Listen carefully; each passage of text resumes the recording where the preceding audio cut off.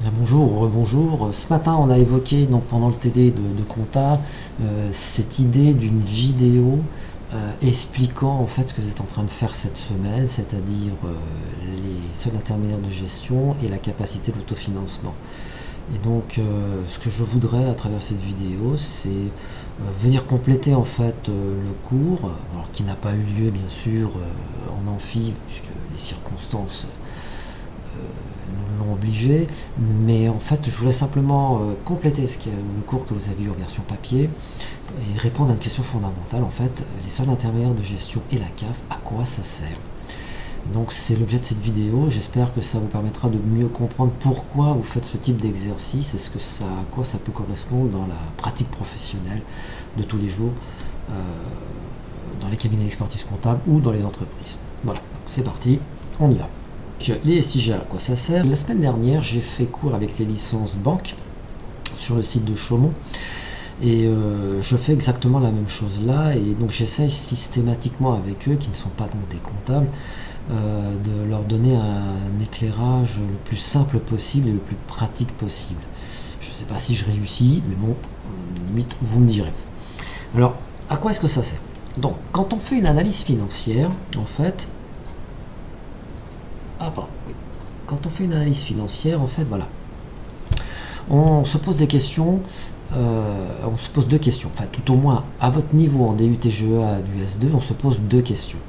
Donc, dans une analyse financière, déjà, on se pose une question, c'est le carré vert, l'entreprise donc est-elle profitable? C'est-à-dire, est-ce que l'entreprise dégage du bénéfice? Et si elle dégage du bénéfice, est-ce que l'exploitation, son métier principal, va dégager ce bénéfice, ou est-ce que ce bénéfice va être tiré par des éléments financiers ou exceptionnels? C'est-à-dire, en fait, c'est un petit peu comme l'arbre qui cache la forêt. C'est pas parce que vous faites un bénéfice en apparence qu'en fait vous êtes profitable. Je vais vous montrer après un exemple d'un fleuriste, un vrai, dans lequel en fait on a un bénéfice, mais en réalité, si on creuse un peu, on s'aperçoit qu'en réalité, c'est pas tout à fait ça. Et l'entreprise en fait va mal. Donc, première question, est-ce qu'elle réalise donc du bénéfice? C'est à peu près la moindre des choses quand même. Une entreprise qui ne dégage pas de bénéfice, au bout d'un moment, elle coule. Et puis la deuxième question, donc l'entreprise est-elle profitable? On va le faire à travers un outil qu'on appelle les soldes intermédiaires de gestion. Et puis, la structure financière est-elle adaptée? Ça, c'est ce que vous allez faire donc la semaine prochaine. Et donc la semaine prochaine, vous allez vous faire dans ce qu'on appelle un bilan fonctionnel. Et dans ce bilan fonctionnel, on va répondre à une question toute bête. La structure financière est-elle adaptée? C'est-à-dire, l'entreprise court-elle un risque de défaillance? C'est-à-dire, en gros, est-ce qu'elle va couler?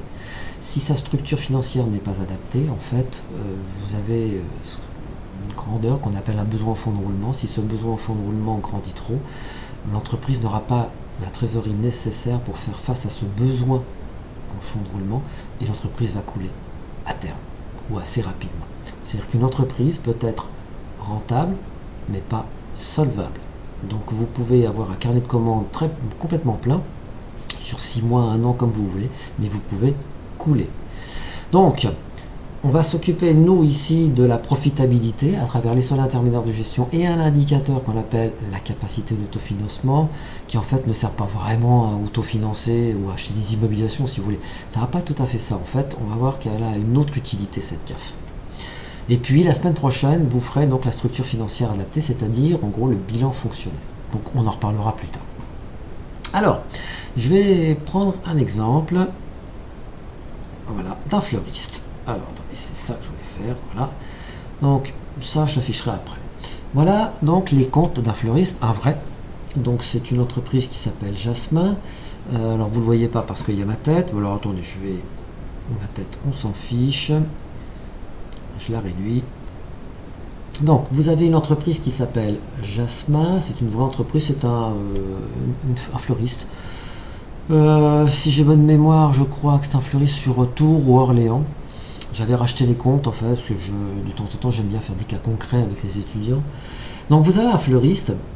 Donc, vous avez l'année N, l'année N-1, vous avez le compte de résultat. Et puis, quand on descend tout en bas, vous avez ici un résultat bénéficiaire pour N-1, 195 €. Donc, à la limite, le résultat n'est pas fantastique, mais il est positif, donc on pourrait dire l'entreprise est profitable. L'année d'après, on est à 1304, ce qui va un petit peu mieux. Donc si je regarde les 195 euros, en fait, eh bien, si vous regardez ici le résultat courant avant impôt, on va s'apercevoir qu'on est à moins 48 458.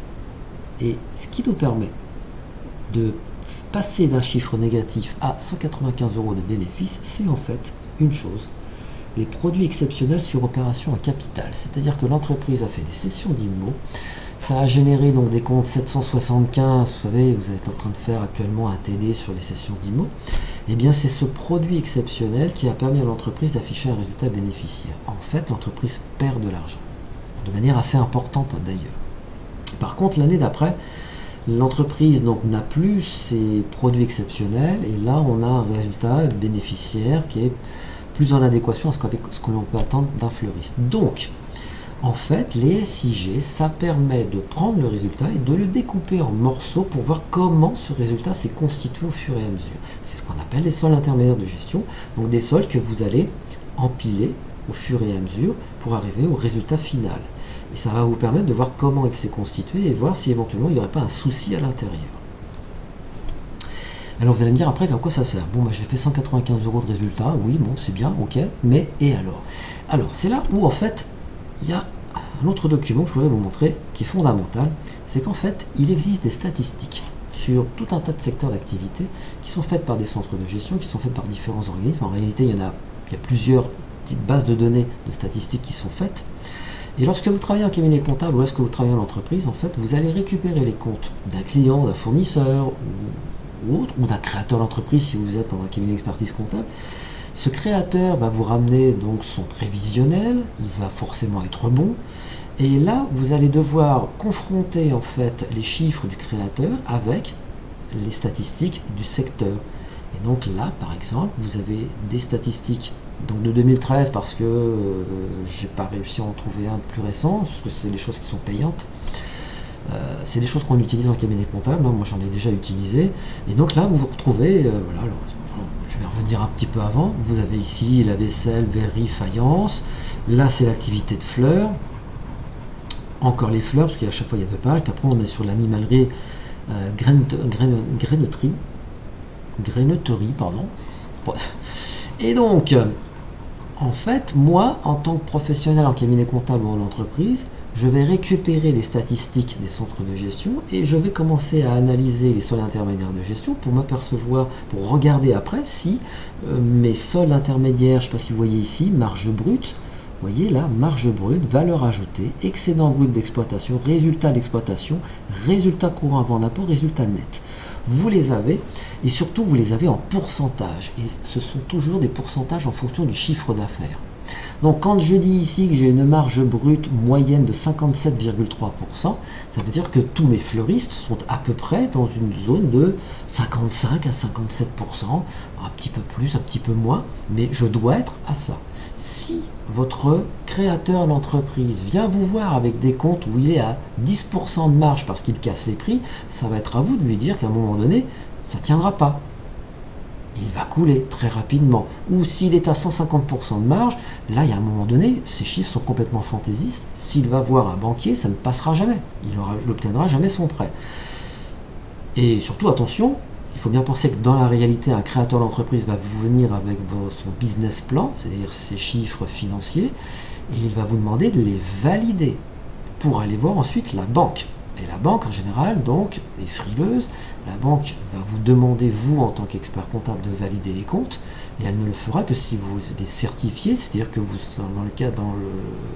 allez engager votre responsabilité financière, au cas où. Donc, vous aurez intérêt à récupérer les stats que vous voyez pour voir si, en fait, votre client est dans les clous ou pas.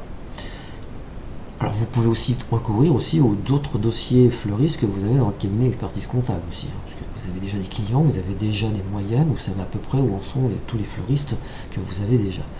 Donc on va faire ça. Donc en fait les soldes intermédiaires de gestion, vous voyez par exemple là, ils sont faits, parce que c'est un exercice que je fais avec les licences banques, eh bien vous avez votre marge commerciale qui est là, alors attendez, je dézoome, voilà, et vous voyez ici, voilà, je l'avais fait, on avait fait le calcul, on est à 45% de marge. Ma moyenne est à 57,3. Je ne marge pas assez. Or, vous vivez avec votre marge, c'est-à-dire qu'une fois que vous avez récupéré cette marge, vous allez payer les salaires, vous allez payer la banque, les honoraires, les assurances et autres.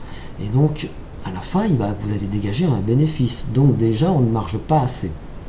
Vous allez ensuite calculer votre valeur ajoutée. Ici, je suis à 10%. La moyenne de mon secteur est à 37,8. 4 fois moins. 4 fois moins que la moyenne du secteur. Il y a quelque chose qui ne tourne pas rond, si vous voulez. Là, c'est évident. C'est évident. Et ainsi de suite. Vous voyez l'excellent bruit d'exploitation, je suis déjà à moins 11, alors que je devrais plutôt être à 16%. Si on prend l'année N, on avait fait le calcul aussi, là vous voyez, je suis à 51% de marge. Là vous voyez, là le client en fait a réagi, a augmenté ses prix, parce qu'il n'avait pas le choix. Et donc derrière, on a une situation santé financière qui est quand même nettement meilleure. La valeur ajoutée est à 28%, donc on devrait être à 37, 38, on est quand même à 10 points de moins. Bon, c'est déjà mieux, c'est pas encore assez. Vous voyez, en fait, les soldes intermédiaires de gestion servent à ça. Hein, en tant que tel, des soldes intermédiaires de gestion n'ont pas de signification. Vous faites 195 euros de bénéfice, c'est tout, vous faites 195 euros de bénéfice. N'oubliez pas qu'un ratio n'a d'intérêt que dans le temps et dans l'espace. Dans le temps, parce qu'en fait, il me faut plusieurs années pour voir l'évolution de ces soldes, et dans l'espace, avec les fameuses statistiques que vous voyez là. Donc des statistiques, vous en avez plein. Hein. Voilà, ici par exemple, je suis sur l'hôtel sans restaurant, vous en avez plein, tout un tas de secteurs d'activité. Alors je vais revenir sur mes fleurs quand même, parce que je vais vous montrer quelque chose. Donc première chose, on fait des soldes intermédiaires de gestion pour vérifier que le dossier est dans les clous, et voir si éventuellement il y a une anomalie flagrante, donc essayer de corriger le tir. Si je calcule la CAF ça sert à quoi? Ça s'appelle capacité d'autofinancement, on pourrait dire ça sert à acheter des IMO. Oui, c'est vrai. Mais en fait, ça a une autre utilité. La CAF, c'est un résultat des opérations de trésorerie. En fait, ça montre votre capacité à créer ou à détruire de la trésorerie. Or, sans trésorerie, une entreprise ne vit pas. Donc on prend les ventes de marchandises, ça va vous générer un flux de trésorerie puisque vos clients vont vous payer. Mais de l'autre côté, vous allez avoir des achats de marchandises, vous allez avoir des salaires, il va falloir les payer, vous avez aussi des flux de trésorerie. Et on fait le solde en fait. Donc en fait dans la CAF, on ne prend pas les éléments calculés, les dotations amortissements, je ne sors pas mon carnet de chèques comme je le disais ce matin. Donc il n'y a pas de flux de trésorerie. Une reprise, il n'y a pas de carnet de chèques non plus.